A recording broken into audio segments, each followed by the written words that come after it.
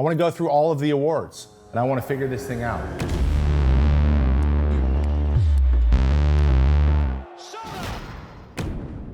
From Mad Dog. Mad Dog asked a question in the chat recently. He said, I've seen people say that the AL MVP race is somewhat dependent upon stats favoring Judge versus narrative favoring Cal. We talked about this a couple weeks ago with Aroldis Chapman. To be a reliever, in order to win the Cy Young as a reliever, you have to have narrative on your side. You have to have broken a record or done something no one else has done. You can't put up the stats to beat a starter out. You just can't if you're going off stats. It's impossible. Your value to the team just will never be as much as a starter in terms of WAR or any other metric like that. How do you reevaluate the relative impact importance of defensive positions to each other? What is the baseline importance of a catcher defensively and logistically compared to an outfielder? So first, that's a great question. Second, the big things are, now we're getting a lot of defensive metrics like outs above average or defensive runs saved. Those things are valuable at the beginning. So like if you look at two guys and you say, this catcher is like a 11 outs above average and this outfielder is a -2. Like that's a huge difference. There should be a boost here for them. But if they're like, I think Judge is like +4 and Cal Raleigh's like +6 or something like that, they're fairly close. It's a wash at that point. In terms of just that stat doesn't tell you enough. One thing about catchers that's more of an intangible that's not necessarily based on statistics, but everyone in the game knows that it's true. The fact that catchers can be called defensive first catchers, like catchers can play in the major leagues for a really long time and not hit. Martin Maldonado, for example, like he's had a couple good hitting years, but he's just not known for his bat, but he's great defensively. The fact that you can do that, it's the only position you can just be good at one of the two things and have a long career. That tells you how important a good catcher is in terms defensively, blocking the ball, receiving, whatever, all things that Cal is good at, but also calling the game. Now, this brings me back to the thing we just talked about with the Marlins calling their pitches. That would remove some of that value for the catchers. But now, the catcher has to know what you're trying to do almost as good as you do. He's got to know how all the pitchers pitch. That is so much info. That's so much intuition. Also, on top of all that, you're wearing hot gear, you're crouched. You're the only player on the field that is involved in every single pitch. Like, that is exhausting. And so being able to hit and play good defense and be exhausted is just mind-boggling, right? And that is the narrative stuff we're talking about with Cal Raleigh. He has broken the catcher's record by 10.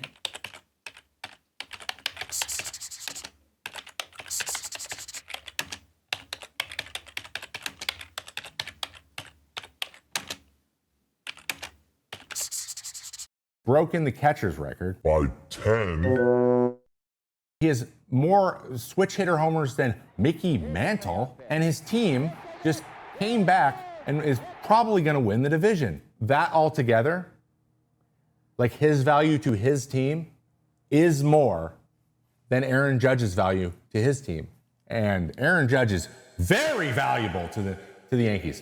I don't think it's by a lot. It's barely. And that's the question. Is that enough to edge him out for an MVP? The ballots aren't due till the end of the World Series. They're not due till the end of the playoffs. Like, lots of people put them in right when the regular season starts, but the deadline isn't till the end of the season. So basically, which I think is silly because it's supposed to be a regular season awards, yet you get to watch the playoffs to color your bias when you're voting? That seems counterintuitive to me, if you ask me. This is, excuse me, a damn fine cup of coffee. Say the Mariners do some crazy stuff. Say Cal hits nine homers or something. It's him, bro. If he wins a postseason award, it's him. If the Mariners win the World Series, he's winning the MVP. It's over. Like, I guarantee it at that point. If he hits 60, if he somehow hit 4 home runs in the next 5 games and caught Judge's record, can you imagine? Or if he broke it, if he hit 5 homers in 5 games and broke it, he's the MVP. So, like, that's how incredible what he's done. Like I said, he's breaking records. So, like, once you break records and doing something that nobody in your position has ever done, because the game's been around for 150 years, it's just hard to not say you're the MVP. It would be a shame if that season kind of got lost to memory because the guys we remember are the MVPs. That said, Judge is like 90 points above him. Some of the stats differences are just too big, maybe. But like Judge's usual runaway thing is his power, and he doesn't have that advantage this year. I do think that it might be Cal, which kind of brings me into what I need you guys for.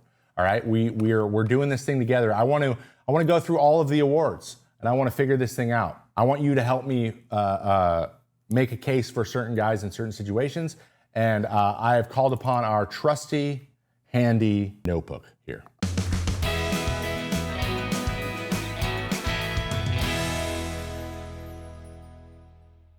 It's literally a text edit document. So I want to figure out, the goal today is to figure out who's going to win all the awards. Let's fill out our ballot. Who are we going to go and do? And I want you guys to participate. So I'm looking at the chat.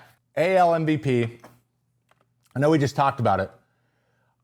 I think it's Cal. It's Cal because Aaron Judge is just so good, and he has been good, and he can't one-up himself, man. It's hard to win an MVP every single year unless you do something amazing every year. And that's going to be interesting when we talk about the NL, but I really think Cal deserves it. Statistically, Aaron Judge has a better statistic season. He does. But like usually the power difference is what gives it so easily to Aaron Judge. I think that's why it wasn't particularly close between Judge and Witt last year. But there's a thing that happens. It's called voter fatigue. Judge won it last year. Are we going to give it to the same person every time? That's what's going to sink Ohtani eventually, is him winning it all the time. It's boring. We got to keep like people don't want the same thing every time. Who wants strawberry ice cream every time?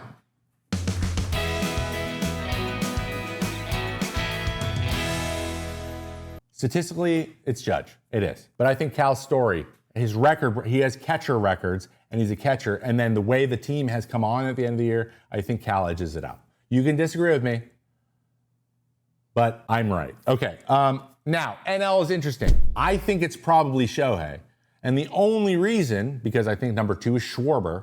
Schwarber's the same. He's a DH. That's the problem. If both of you aren't going to have any defensive stats, Ohtani pitching is going to push him ahead. And they're super close in terms of the home runs, right? They just are. Schwarber is having the greatest year he's ever had, and they have about the same stats. Like, think about it that way. And also, Schwarber hasn't broken any records. He's just having an incredible season. But like the Phillies are just handily winning. Like the fact that there's nothing really narratively there as much. Instead of we love Kyle Schwarber. Trust me, I'm at the front of that line as well. I love Kyle Schwarber. He needed to hit 70, guys. So I just think it's Shohei. Oh, by the way, back to really quick on Cal and Judge. Cal plays in a real baseball field. Boom, boom. I'm just kidding. It's a joke. It's just a joke. It's just a joke, guys. I know. This is one of the most important places in all of North America. Who are you? It's tough. It's tough being a Yankees fan. I know. I'm sorry. Who are you? Mean. That was mean. It's tough over there. You miserable, presumptuous, no talent. Making the playoffs every single year, no matter what, it's really hard. And I'm an NYU film school graduate, sucker. Hey, just let me poke fun, okay? I grew up a Mariners fan. I played for the Twins. I played for the Mets. The editor, an avid Mets fan, would like to pile on here by showing a brief but enjoyable compilation of the Yankees choking in the playoffs the last 10 years.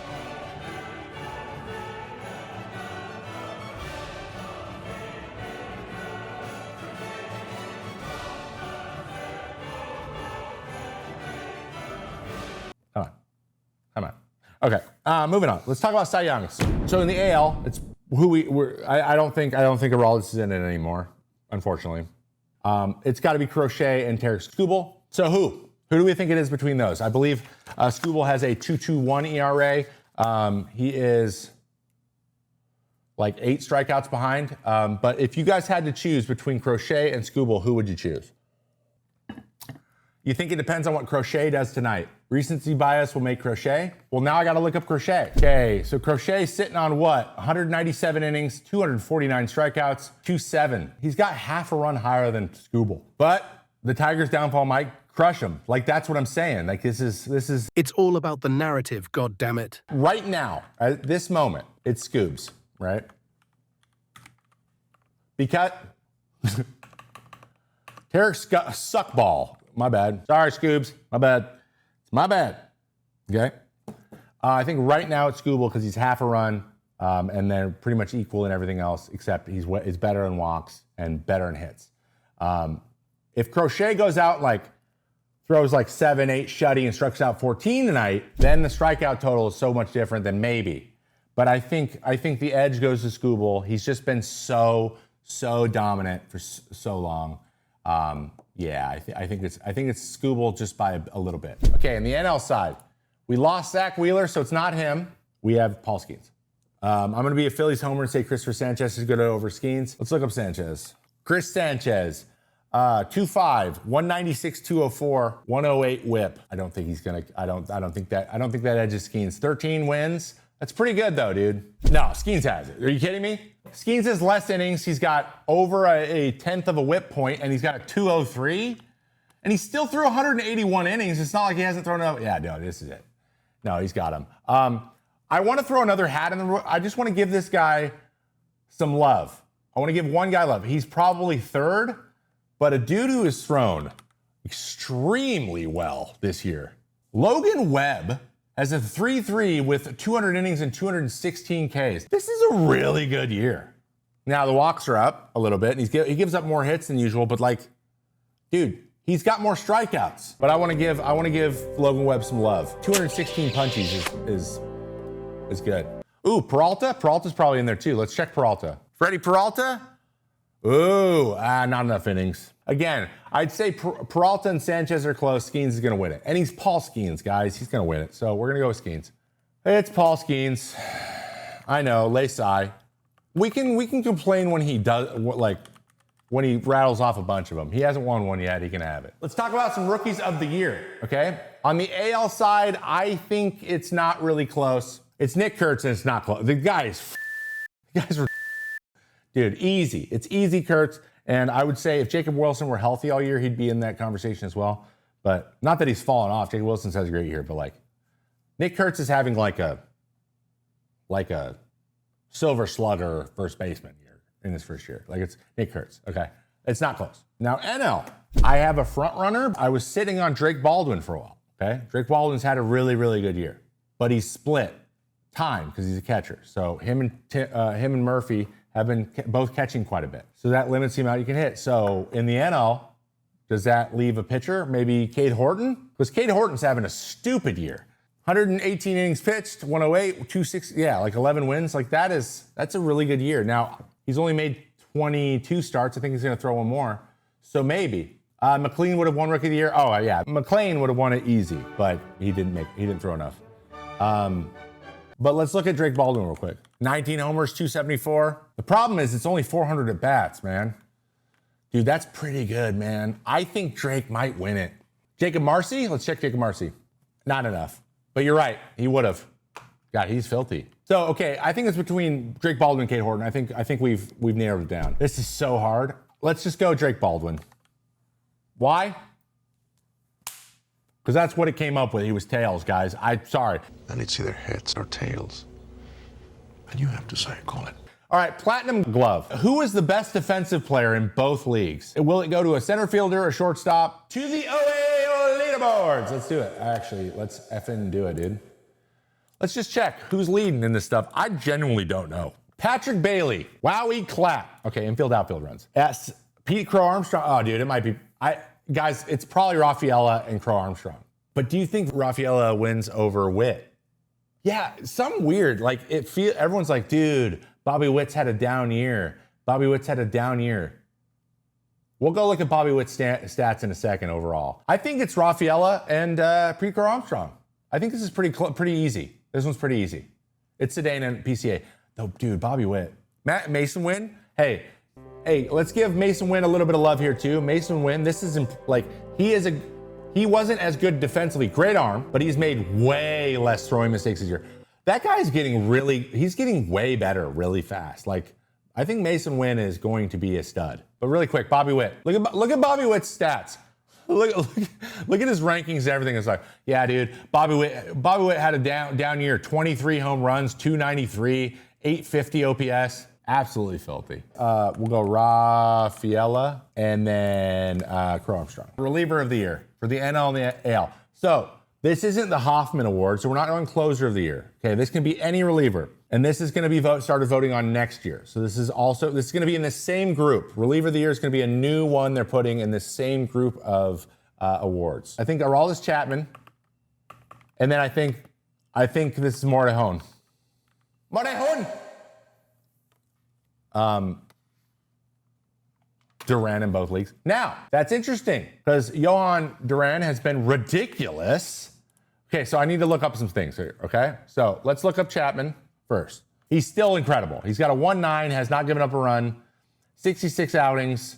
I mean, guys, a .7 whip is like, look, his career's .108. He was 1.3. He's half the whip he had last year. Like, that's dominance. That is dominance. Now, the only guy could be over him is Munoz. No. He is he's a .3 whip more. Like, Chapman just broke the hitter's face without, it's Chapman. The record is going to give it to him. If he's not going to win the Cy Young, he's going to win this. He's going to be reliever of the year. Though it's not a real thing, so he's not going to get it yet. But what I want to show you, Adrian Morejon, look at this stuff. He's got a 271 innings, .88 whip. He's 13-5.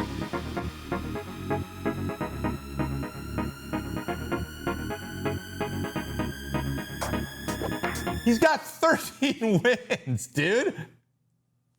You like, what? 18 decisions. That's W. Again, that is like, you'll never get the record for that. I think that the record is like 21 or something because, you know, the world's baseball was insane before. But like, man, this got to be him.